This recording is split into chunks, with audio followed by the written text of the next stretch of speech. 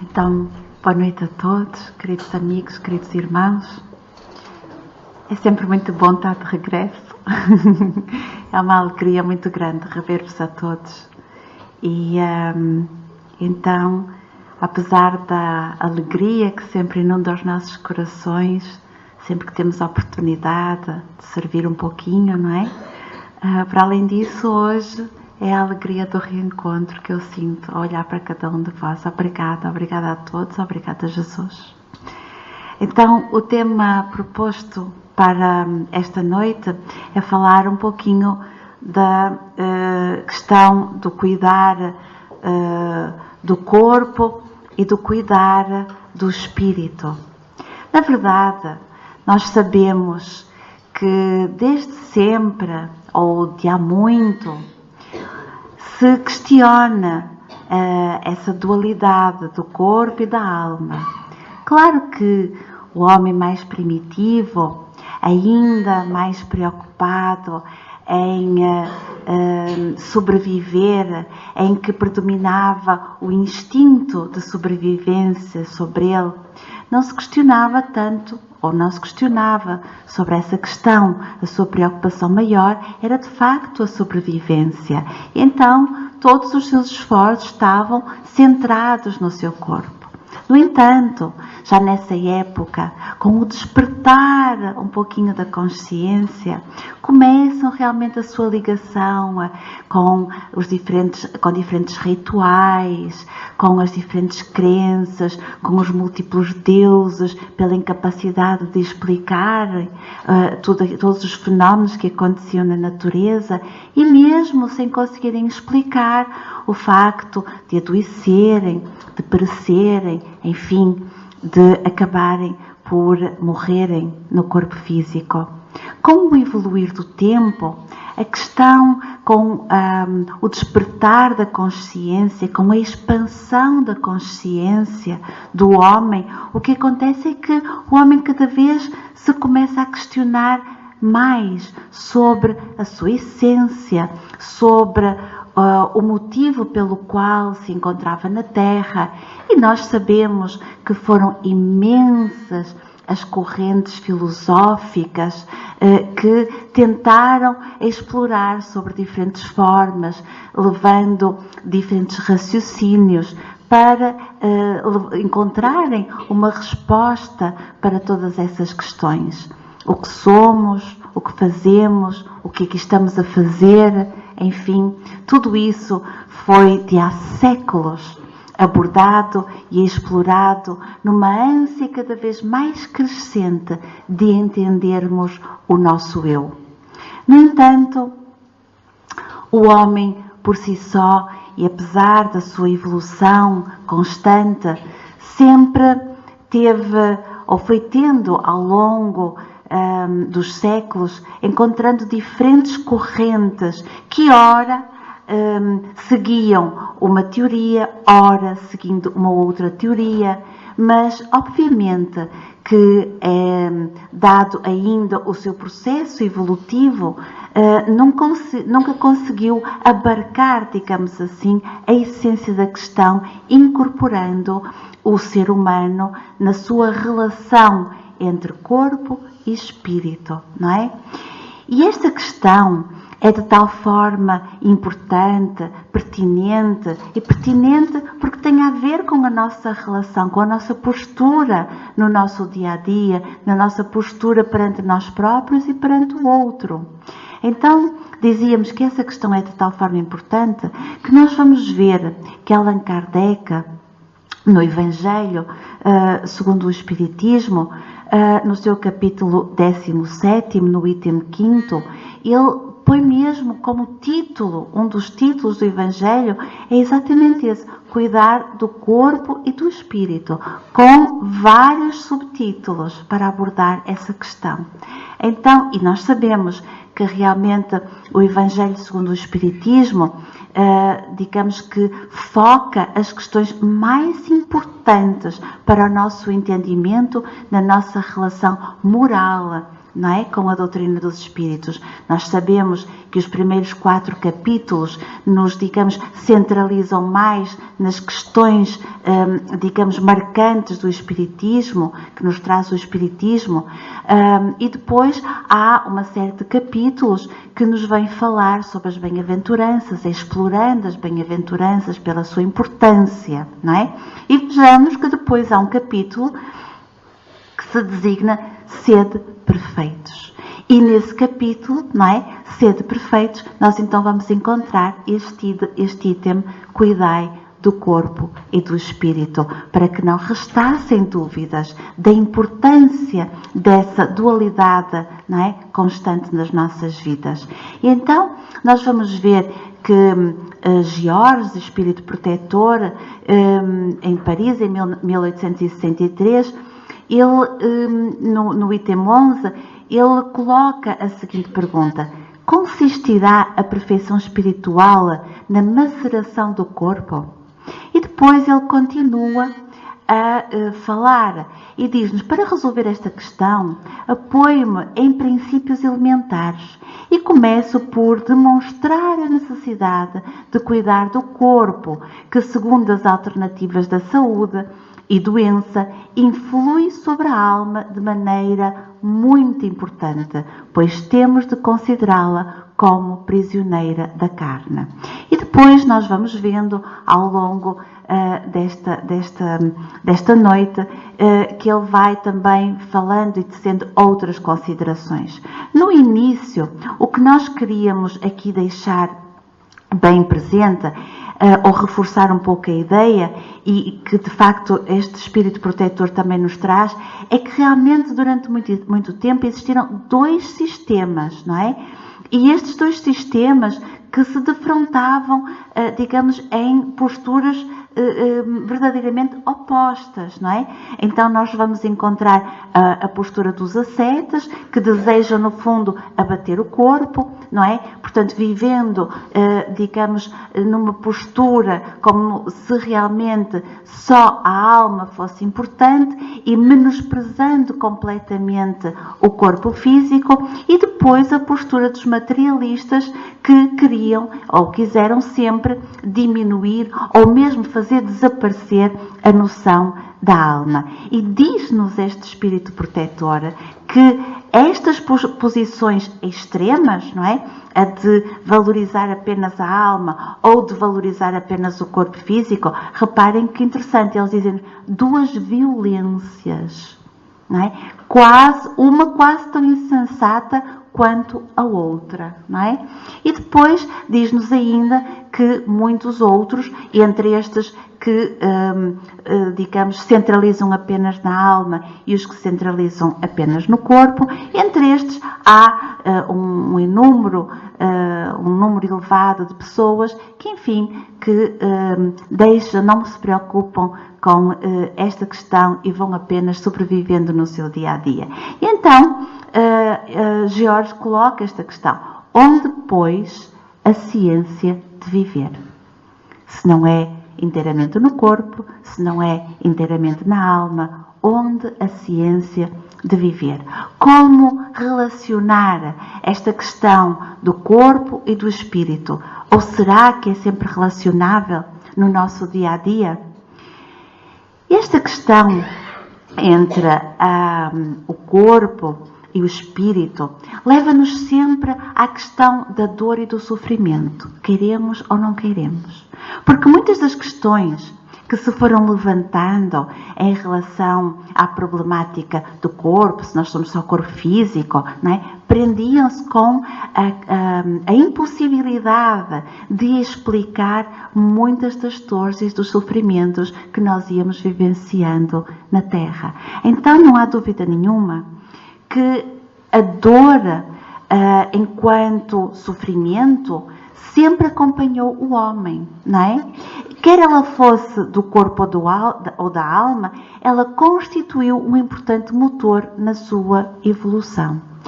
E constitui, porque mesmo não entendendo A questão é que o homem, mesmo não entendendo, mesmo na busca de respostas, a verdade é que o facto de ele ter sido sempre acompanhado pela dor e pelo sofrimento, mesmo não entrando na questão de maior profundidade, como veremos a seguir, que nos traz a doutrina espírita, é que analisando o percurso histórico da humanidade, nós vamos perceber que a dor, o sofrimento, constituíram, gostemos ou não gostemos, claro que nós não gostamos de sofrer, não é? Mas a verdade é que se nós analisarmos, nós vamos ver que, de facto, eles sempre constituíram um motor, uma alavanca na evolução do homem, quer do ponto de vista individual, quer do ponto de vista coletivo.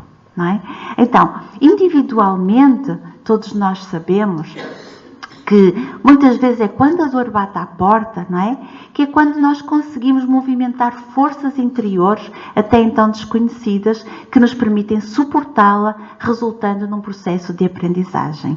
E é exatamente quando essa mesma dor nos bate à porta que muitas vezes nós despertamos para equacionarmos o porquê da vida, o significado da vida, não é? E que nos leva a entender o que nós estamos aqui a fazer, o que somos, de onde vimos, para onde vamos. É muitas vezes a dor que nos faz pensar sobre tudo isso. Porque senão nós vamos vivendo, não é? No nosso dia a dia, não saímos da nossa zona de conforto, não é? E o dia vai passando atrás do outro e muitas vezes nós passamos 1 ano, 2 anos, enfim, quiçá uma existência toda, não é? Sem realmente nos questionarmos sobre questões essenciais para o nosso desenvolvimento. Então, muitas vezes é isso, está lá a dor, está lá o sofrimento, para nos fazer pensar. E também para nos fazer pensar sobre esta questão do corpo, da alma e desta relação entre o corpo e a alma, para conseguirmos encontrar respostas que nos ajudem a superar as dificuldades que vamos encontrando. E se isso é importante individualmente, coletivamente também é muito importante.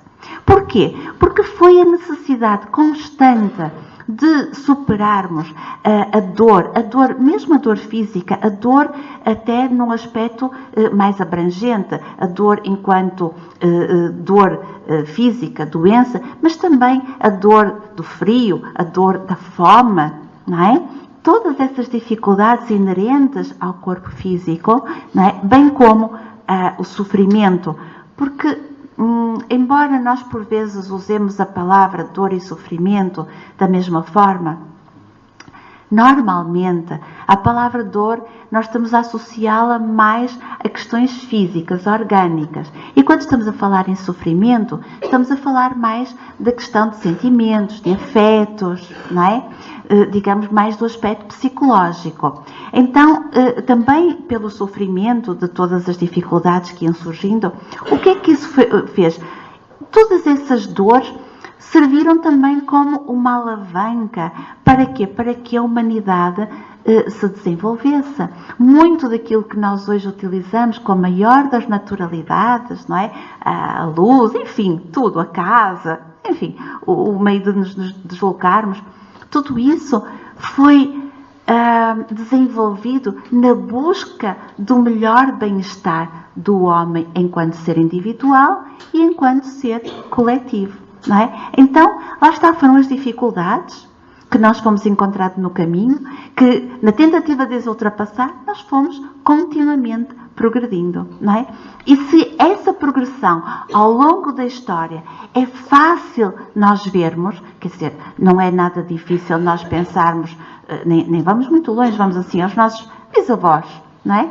E pensar que os nossos bisavós viviam de uma forma completamente diferente da nossa, que praticamente não existia ainda água canalizada, luz, saneamento, enfim, não é? E que, passado tão pouco tempo, nós temos este processo evolutivo, material, não é? Técnico, científico. Mas temos mais dificuldade em olharmos para o nosso percurso enquanto ser humano, não é?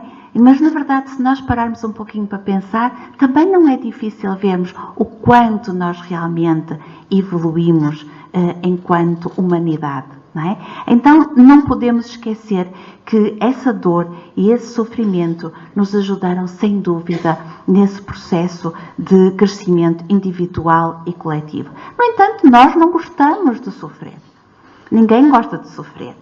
E quando nós não paramos para pensar sobre estas coisas, surgem muitas questões. Ainda hoje, muitos de nós, ou pelo menos irmãos nossos, não é? Que ainda não encontraram esta reflexão, perguntam o porquê.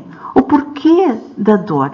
Porquê que nós temos que passar por dores? Porquê que nós temos que passar por doenças? Não é? Se nós nos focalizarmos no corpo físico, se nós olharmos para nós enquanto realmente um ser material, não é? Surgem todas estas dúvidas. Porquê que uns adoecem e outros não? Não é? Porquê que uns passam por perdas e outros não? Se nós realmente somos feitos apenas de matéria.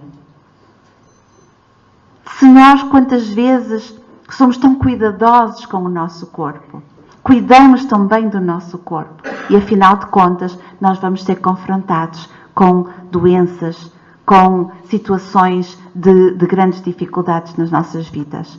E, para além do porquê, surge também outra questão muito importante. Para quê? Não é? Se nós nos centrarmos na nossa existência enquanto corpo físico, apenas surge a questão, para quê? Para quê todo este sofrimento? Não é? Se não acreditamos na sobrevivência da alma após a morte, pergunta-se, o que é que fica depois do sofrimento? Dizem os mais velhos, é crescimento interior, amadurecimento. Bom, mas se tudo acaba com a morte do corpo físico, não é? Para que esse percurso de dor? Para que esse amadurecimento todo? Para depois ficar em nada? Não é? Então nós vamos cuidar do corpo, nós vamos, de facto, centrarmos na nossa vida material, nós vamos sofrer e depois isso resulta em nada? Então e se acreditamos na sobrevivência da alma após a morte? Também, se não tivermos esta perspectiva mais abrangente, que vamos ver que nos traz a doutrina espírita, também surge uma outra questão. Bom, dizem-nos realmente que nós sofremos no corpo, nessa relação já mais estabelecida entre corpo e alma, não é? Nós sofremos para crescermos, para que a nossa alma cresça. Não é? Então temos realmente que cuidar do corpo, mas temos que aceitar a dor num processo de crescimento. Mas aí também surge uma questão que não é fácil responder se não integrarmos todo este conhecimento que nos é trazido pela doutrina dos espíritos, não é? Porque é que uns têm que sofrer para crescerem e os outros não? Será também então uma injustiça no sentido contrário. Aos que sofrem é dada a oportunidade de crescerem. Aos que não sofrem, essa oportunidade aparentemente não é dada. Então aqui também se gera uma injustiça, não é? Portanto, se não acreditamos em Deus ou numa força superior à vida, não podemos ir muito para além, por mais que nós cuidemos do corpo, não é? E nós sabemos que ao longo da história, muitas foram também as civilizações centradas no culto do corpo físico, como por exemplo os romanos, todos nós sabemos, não é? Que eles eram muito centrados no culto do corpo físico. Então, hoje nós vivemos também numa época em que se vive muito no cuidado do corpo, não é? É o alimento que faz muito bem a não sei quantos, é o ginásio que todos nós temos que ir, são as caminhadas. Ainda agora achamos muita piada porque vinhamos por aqui e vimos não sei quantas pessoas a correrem aqui neste percurso. Porquê? Por uma preocupação, sim, sem dúvida, com o corpo físico, não é? Agora, é sim, a questão é esta, nós temos que cuidar do corpo físico? Claro que sim, vamos ver que sim, não é? Porquê? Porque ele realmente é um vaso sagrado, onde temporariamente está o nosso espírito, a nossa essência. Mas se não virmos a questão nesta perspectiva, se nós não conseguirmos acreditar, se nós não sequer acreditarmos em Deus, não conseguimos explicar porque é que tantas pessoas que cuidam do corpo não é? Acabam por passar por doenças, por sofrimento. Então, qual é a explicação? O acaso. Ou seja, em tudo o que nos acontece na vida, do ponto de vista materialista, do ponto de vista, se olharmos apenas para o corpo enquanto corpo físico, nós sabemos que somos, de alguma forma, vítimas de uma probabilidade estatística. Eu posso cuidar muito bem do meu corpo, eu posso realmente fazer tudo muito direitinho, mas há uma probabilidade apenas estatística, não é? De eu poder, apesar de todos esses cuidados, de ter esta ou aquela doença, não é? E durante muito tempo foi essa a explicação da ciência. Chega um ponto, não é, em que, muito bem, mas porquê é que aquela pessoa que cuida do corpo, que não tem hábitos, não tem vícios, não tem hábitos perniciosos, tem uma determinada doença? Não é? A verdade é essa. É que temos que dizer, olha, foi por acaso. E isso causa-nos um medo. Porque realmente vivermos do acaso é assustador. É quase como se caísse aqui uma pedra e nós estamos sempre a ver em cima de quem é que ela vai cair. Não é? Mas a verdade é que a própria ciência já questiona o acaso. E isso é que é o interessante. Porque quando querem argumentar connosco sobre o acaso, nós percebemos, nós vamos ver que a ciência já questiona a questão do acaso. Os físicos de todo o mundo, não é, já dizem que existe uma força organizadora, não é, que podemos chamar o que quisermos.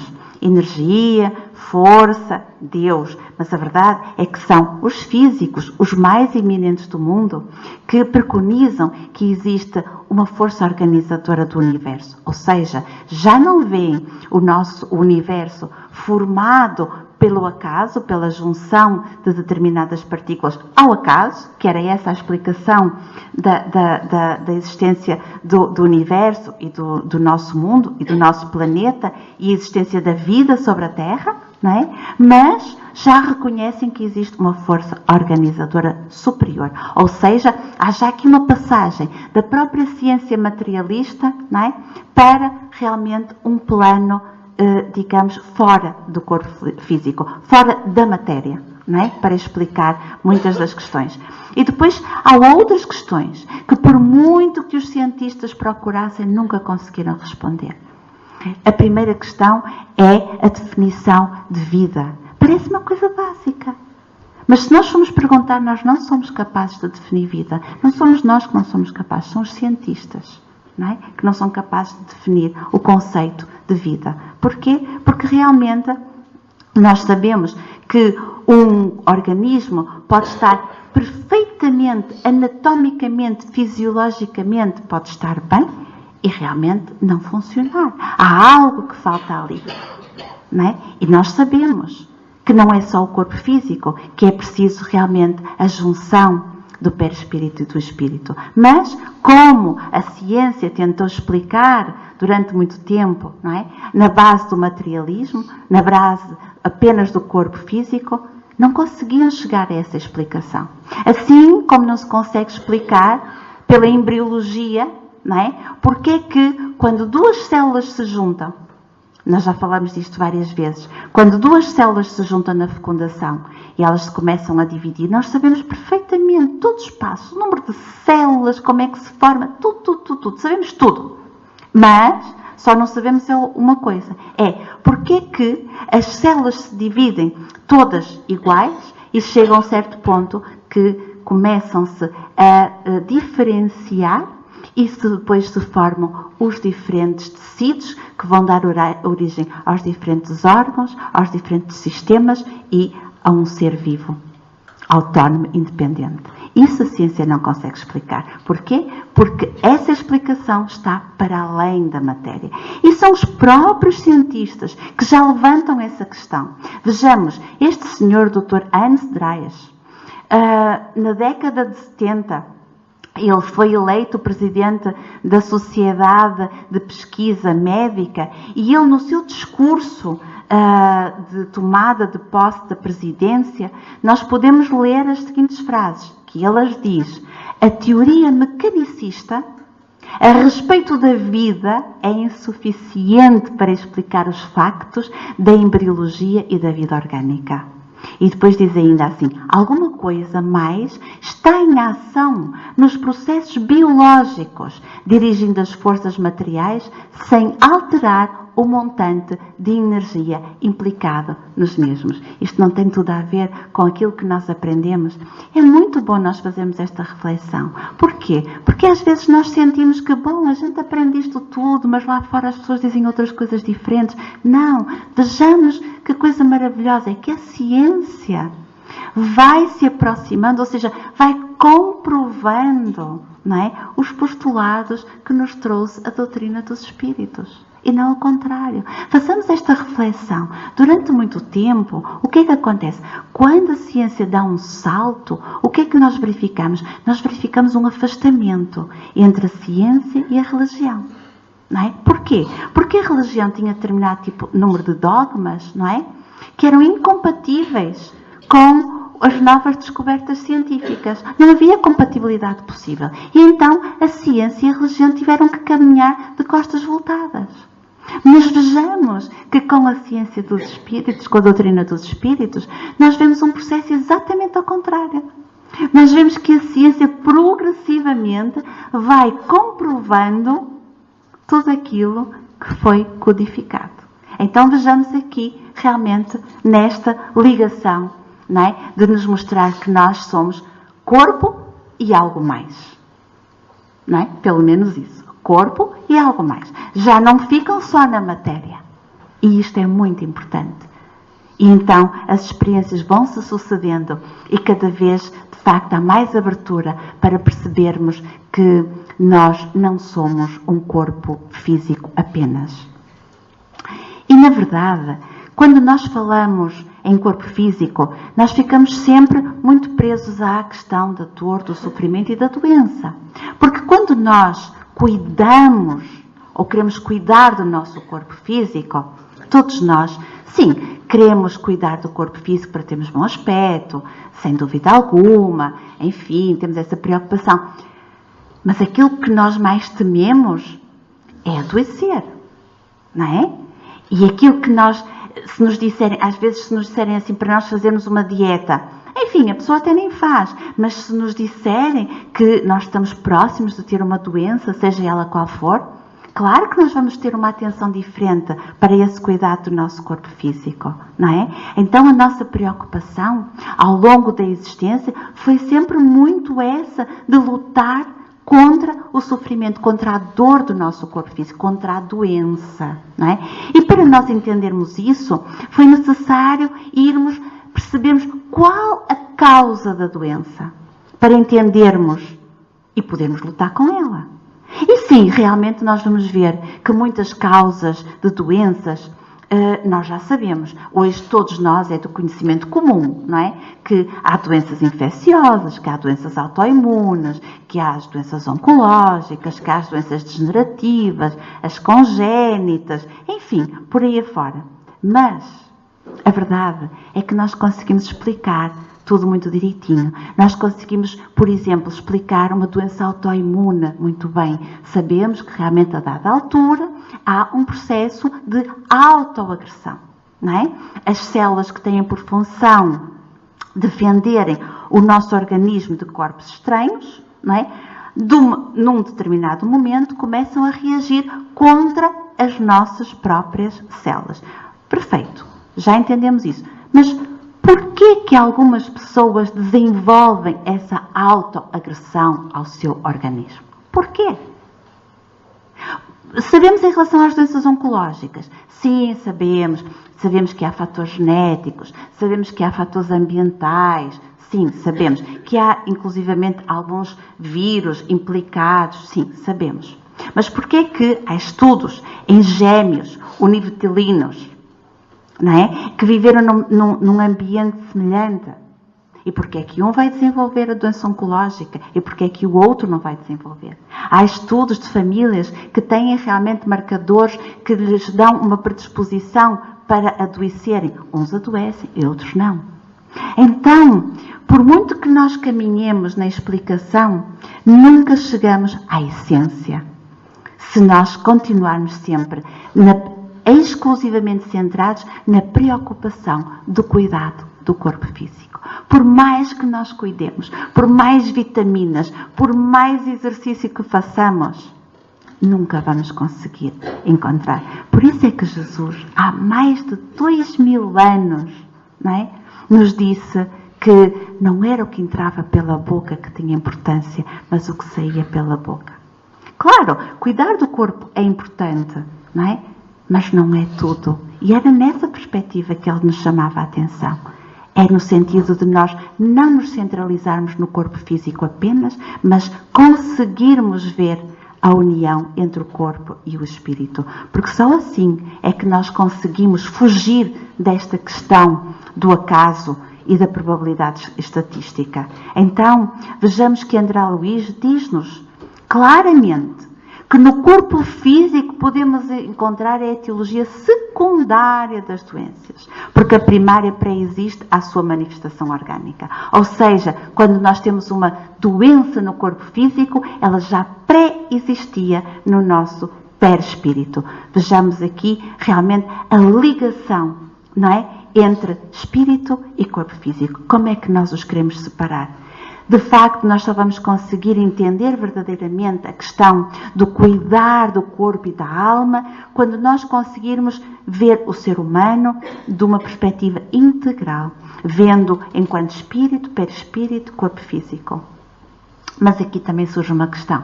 Muito bem, eu até aceito que nós somos espírito, perispírito e corpo físico. Muito bem.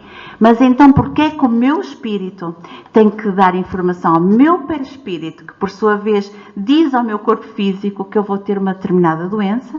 E porquê é que ali a Celeste, o espírito dela, não transmite ao perispírito, não é, uma informação que depois se vai transmitir ao corpo físico e ela vai ter uma doença? Porquê? Porquê que uns espíritos, não é, entrando nesta ligação, vão desencadear uma doença e os outros não? Também não me parece justo. Pois não. Porque a esta informação de que nós realmente somos essencialmente corpo físico e espírito e que temos depois o perispírito como corpo intermediário, para nós entendermos na globalidade toda esta questão de corpo físico e alma e a junção entre os dois, nós temos que, e a justiça, não é, das coisas que nos vão acontecendo, nós temos que incorporar também este conhecimento, não é, sobre a existência de Deus, sobre a imortalidade da alma, sobre a lei da reencarnação e a lei da causa e efeito. E só desta forma, não é, nós tendo esta visão de corpo e espírito, mas depois percebendo que nós estamos aqui neste ponto, mas que realmente somos espíritos com um longo percurso, não é? Que, enfim, que nos endividamos, que temos que reparar determinadas situações, não é? Que temos que evoluir, porque não quer dizer obrigatoriamente que seja por um erro que nós passamos por uma determinada dor.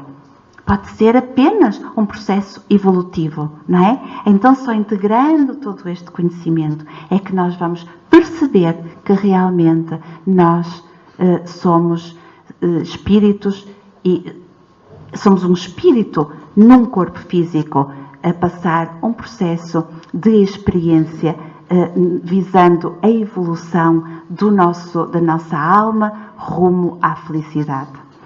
Mas também é importante percebermos que muitas vezes nós então às vezes caímos num extremo oposto, não é? E então também temos de ter esse cuidado, porque também podemos cair nesta questão, pronto, então tem tudo a ver com a lei de causa e efeito, tem tudo a ver com a reencarnação, portanto não adianta eu fazer isto ou fazer aquilo, porque se eu tiver que ter aquela doença eu vou ter, se eu tiver que ter este problema eu vou ter, porque, enfim, é a reencarnação, é a lei da reencarnação, é o karma, não é? Então eu vou descuidar, não é, do meu corpo físico? Não.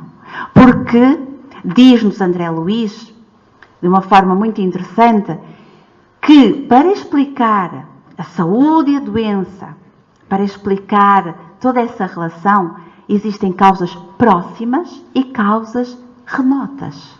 E as causas próximas estão relacionadas com as nossas atitudes aqui e agora. Aqui e agora.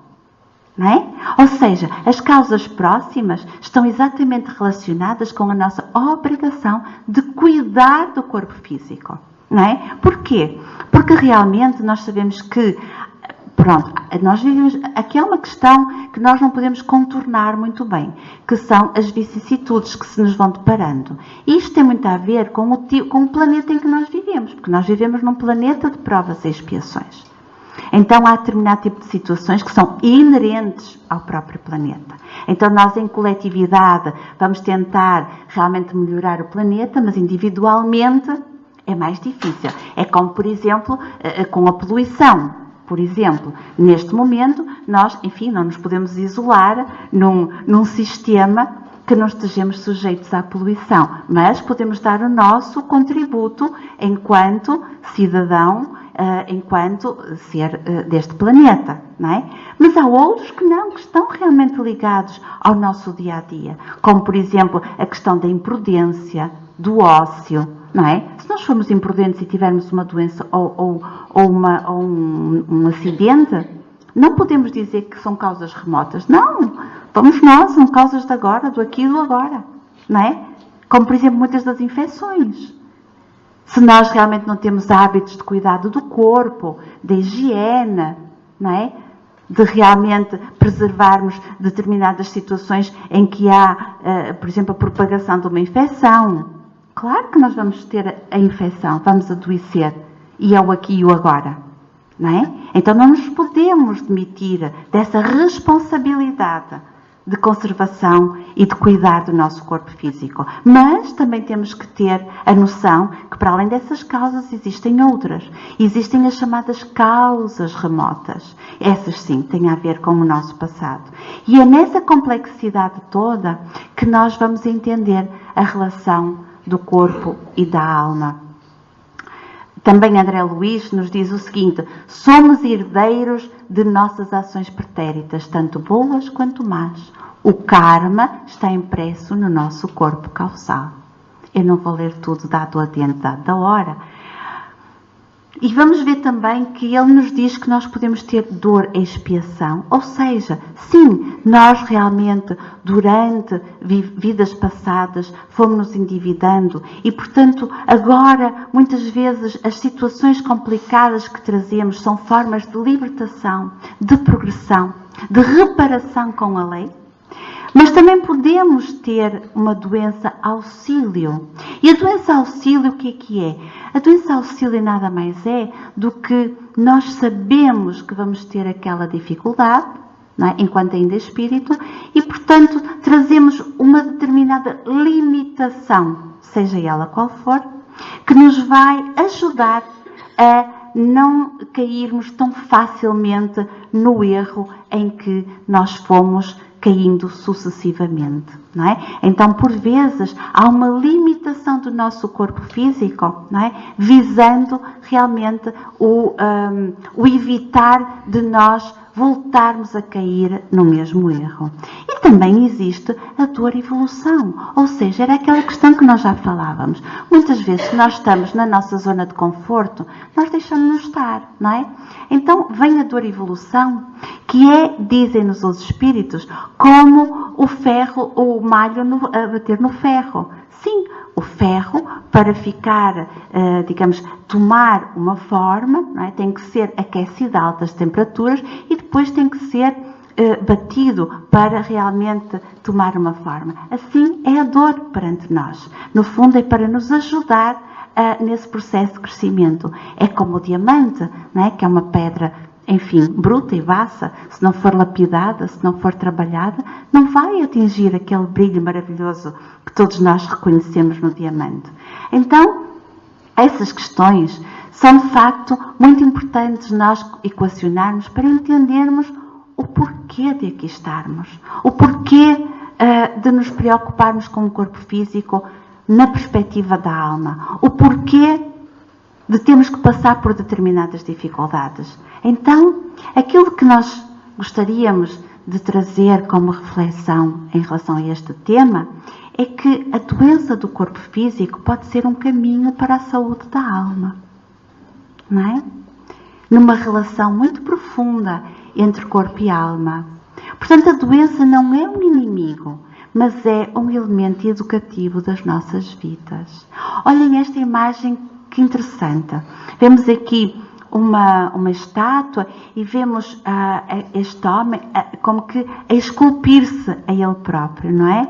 E então, acerca disto, diz-nos Joana de Ângeles o seguinte: a semelhança do buril agindo sobre a pedra bruta e lapidando-a, as doenças são mecanismos buriladores para a alma despertar as suas potencialidades e brilhar além do vaso orgânico que a encarcera. Numa frase, não é? Nós conseguimos perceber toda a relação entre, qual é a relação que deve existir entre o nosso corpo e a nossa alma, não é? No fundo, as dores do nosso corpo permitem, não é? No fundo, nós irmos esculpindo um corpo mais perfeito, um corpo espiritual, não é? Ou seja, aperfeiçoarmos-nos. E é esse o objetivo da dor e da doença no corpo físico. Portanto, é importante nós reconhecer-se como espírito imortal em processo evolutivo, que é isso que nós somos. E, portanto, a dor e o sofrimento fazem parte desse processo evolutivo, têm uma função pedagógica e por isso é que nós reencarnamos sucessivamente nesse processo de crescimento. Também é importante nós fazermos esta reflexão, é que, resumindo tudo que nós dissemos, tudo se resume a que, enfim, que nós temos que evoluir. E para evoluirmos nós temos que fazer uma transformação interior, não é? Nós temos que ir lapidando o nosso eu, não é? E quando nós temos uma doença no corpo físico, não é? E nós até já vimos tudo aquilo que poderíamos fazer, nós temos que ter a capacidade de olhar para dentro e perguntarmos assim, como se estivéssemos a olhar ao espelho: o que é que nos quer dizer a doença? O que é que ela nos está a dizer? O que é que ela me quer ensinar? Porquê é que eu estou a passar por esta situação? No fim, vencendo-a ou não, o que é que eu vou conquistar com esta doença? O que é que eu posso mudar perante esta doença? Como enfrentar esta doença para que no fim eu saia fortalecido? E mais importante, como chegar à aceitação? Porque muito daquilo que nós passamos é realmente para sermos capazes de sairmos da nossa postura de orgulho, não é? De centrados em nós próprios, centrados no poder do nosso corpo físico, para conseguirmos chegar à aceitação. À aceitação que somos realmente corpo e espírito, que o nosso corpo físico vai perecer e que vai sobreviver à alma e que nós temos realmente que caminhar em frente, não é? Então esse processo de aceitação muitas vezes é o que é esperado perante a doença. E vejamos esta frase que é interessante, de um autor alemão, que eu nem sei dizer o nome. Então ele diz assim: é uma insensatez afirmar que o corpo está doente. Só o ser humano pode estar doente, só o ser humano no todo, não é? E não o corpo físico. No entanto, esse estar doente se mostra no corpo como um sintoma, não é? Ou seja, o corpo físico é a manifestação de um sintoma do ser humano como um todo, não é? E então ele faz esta analogia que eu acho uma delícia, que ele diz assim: quando uma tragédia é representada no palco, não é o palco que é trágico, mas é a peça teatral. Não é? Ou seja, o palco é o nosso corpo físico, não é? Então, realmente não é o corpo físico que é trágico, não é? Mas é a peça teatral, ou seja, é a essência da nossa alma. Então, esta imagem vai nos ajudar muitas vezes a entendermos um pouco essa relação. E olharmos para a questão do corpo na busca incessante para além de que temos que cuidar dele, mas a busca incessante, às vezes, a nossa relação com Deus, a nossa relação com a espiritualidade, enfim, tudo se resume a uma coisa. Eu acredito em Deus para Ele curar o meu corpo físico. Não é? Eu tenho muita fé, mas se eu adoecer, eu já não tenho fé. Porque nós centralizamos tudo no nosso corpo físico, mesmo quando dizemos que acreditamos na vida para além da morte. Então é essa questão que nós temos que colocar bem dentro de nós. O que é que nós queremos? O que é que nós somos? Temos que cuidar do corpo, sim, mas temos que aceitar também o percurso inerente à carne, ao nosso processo evolutivo, não é? E não centralizarmos tudo no corpo físico. Então a doença é, na maior parte das vezes, o caminho para a saúde da alma. E é essa saúde que nós, pouco a pouco, eu consigo fazer isso? Não mesmo. Também quero a saúde do corpo físico. Mas, pouco a pouco, nós temos que ir dizendo isso para nós próprios, repetindo, não é? Para nós próprios, para irmos conseguindo olhar para a doença assim. A doença é, a maior parte das vezes, um caminho para a saúde da alma. A doença é a reparação da alma. A doença permite exercitar as virtudes que nos trazem harmonia. E essa é a verdadeira saúde. É nessa relação que nós temos que olhar, não é? E cuidar do corpo e da alma. Porque quando nós falamos em saúde, quando nós falamos na saúde do corpo físico, na saúde, o que é que nós procuramos? A saúde física ou a saúde espiritual? E todos nós sabemos que podemos ter saúde física e estarmos muito doentes da alma. Muito doentes da alma. Todos os dias nós somos confrontados com essas situações. E por outro lado, podemos estar muito doentes fisicamente e termos saúde espiritual. Não resisto para terminar a contar-vos de uma doente que está lá hoje ainda, mas está próximo da sua partida. E ela, então, é uma senhora já tem 68 anos, tem 4 filhos, tem netos, e ela então estava numa serenidade, muito consciente de tudo que lhe iria acontecer, mas com uma serenidade, a rir-se, a conversar com os filhos, a falar-lhes: não quero que vocês se vistam de preto, não quero nada disso, quero que vocês sejam felizes, porque eu também vou ser feliz. Eu cumpri aqui a minha missão na Terra, criei-vos, vocês estão bem, têm os vossos netos, eu agora vou partir, cumpri os meus objetivos, eu quero que vocês fiquem bem, eu também vou ficar bem. E depois achei muita piada que eu cheguei lá, foi ontem, e perguntei-lhe como é que ela estava. Ela disse: eu estou bem, mas ontem vieram para aí umas pessoas visitar-me. Olha, entrava um, depois saía, punha-se a chorar à porta. Entrava outro, e eu via que eles depois saíam e punham-se a chorar à porta. Eu chamei-se: mas que é? Vieram para aqui para chorar a pitanga? Afinal de contas, quem vai morrer sou eu. Vejam esta senhora, a maturidade dela. E como ela estava assim relativamente bem, muito, muito debilitada, mas controlada, eu perguntei-lhe: gostava de ir a casa no fim de semana? Se quiser, nós podemos conseguir que vá a casa no fim de semana. E ela disse: ir a casa? Para quê? A casa vai cá ficar. Eu não preciso de ir a casa. Eu não quero ir a casa. Eu fico feliz por a casa que tive, que me permitiu viver momentos muito felizes com os meus filhos, com os meus netos, mas a casa vai cá ficar. Agora, quem cá ficar, que seja também feliz nela. Eu não quero ir a casa. Eu quero é que aqueles que eu amo estejam aqui comigo.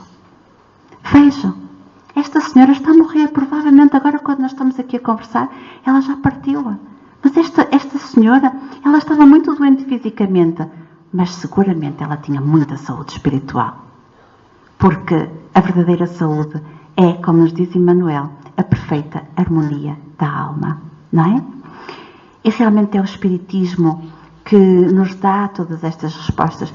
Como o próprio Espírito Jorge nos diz naquela passagem que nós começamos a ler, não é? Ele diz-nos que este problema ficaria por entender nesta relação do cuidar do corpo e da alma, não é? se o Espiritismo não viesse em auxílio dos pesquisadores para demonstrar a relação existente entre corpo e alma e dizer-lhes que, desde que são reciprocamente necessários, é indispensável cuidar do corpo e do espírito neste entendimento profundo. E para terminar, porque a hora vai tarde, só terminaria ao lembrar-vos que era isto que Jesus nos queria dizer. Quando Ele fazia as curas, quando curou o leproso, quando curou o paralítico, não é? E dizia, agora vai e não voltes a pecar. Era nesta busca, não é? Da cura da alma e não apenas do corpo físico. Porque Ele dizia, porque se não te emendares, outra coisa te poderá acontecer ainda pior. E é esta relação entre o corpo e a alma que realmente nós temos que procurar para atingirmos a nossa paz interior, a nossa harmonia rumo à perfeição. Muito obrigada a todos pela vossa atenção e passou um bocadinho da hora, as minhas desculpas.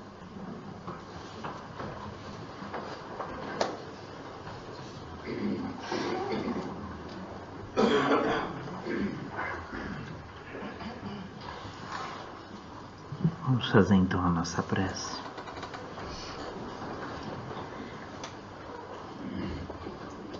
Envolvidos nesse convite à saúde e à paz, os nossos pensamentos se voltam à presença do inesquecível médico, o príncipe da paz, o nosso querido amigo Jesus.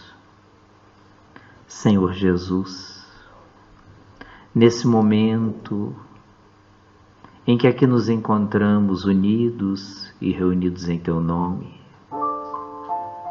nossos pensamentos, nossos sentimentos se unem em direção a um mundo maior, evocando-te, Senhor, os ensinamentos, a fim de conquistarmos a paz e a alegria que ainda não temos. Muito obrigado, Senhor Jesus, pelo dia que se foi, pela noite que chega, pela madrugada que virá, pelo teto, pelo lar, pelo pão, pela família, pelos amigos, pelas Tuas palavras, Senhor, que nos chegam ao coração, impulsionando-nos a reflexões maduras, profundas, no sentido de crescermos, independente da condição que nos encontramos por ora. Muitos de nós aqui chegamos, aturdidos, perturbados, com o coração repleto de questionamentos. Muitos foram aqueles que chegaram sem gosto e coragem para continuar vivendo, decepcionado, com as mais caras afeições que se distanciaram, surpresos pelas notícias que tiveram, pela sua condição de saúde, pelas provas, pelos desafios que terão de passar. Oramos por todos eles, essa pleiade de encarnados e desencarnados, necessitados, Senhor, do medicamento espiritual que sempre vamos tomando aos poucos, a fim de lhes poder absorver a essência, o conteúdo. Oramos, Senhor Jesus, pelos tristes. Oramos, Senhor, pelos enfermos de toda sorte. Os que aqui se encontram, os que se encontram nos hospitais, nas clínicas, nos lares, nos abrigos ou nas ruas, os que se recordam de Ti e mergulham na oração e prece, e aqueles que se afastaram um dia da Tua presença amorosa. Oramos, Senhor, sobretudo por aqueles que nos apoiam e nos inspiram, na condição de nossos anjos de guarda, espíritos protetores, benfeitores de nossa casa, familiares queridos que fizeram a viagem de volta e guardam-nos nas recordações mais queridas dos momentos que tivemos em conjunto. Mas queremos também orar e pedir, conforme Tua orientação, de rogar por aqueles que nos perseguem e caluniam, aqueles, Senhor, que não nos perdoaram ainda, ou a quem nós não fomos capazes de perdoar. Permita-nos, doce amigo, ao retornarmos aos nossos lares, nossos locais de trabalho, aldeia, rua ou cidade onde vivemos, possamos levar na alma a alegria de estar contigo, transmitindo aos demais a Tua presença em nossos corações, e guarda-nos sob a Tua paz. Nessa noite sempre, fica conosco, Senhor Jesus.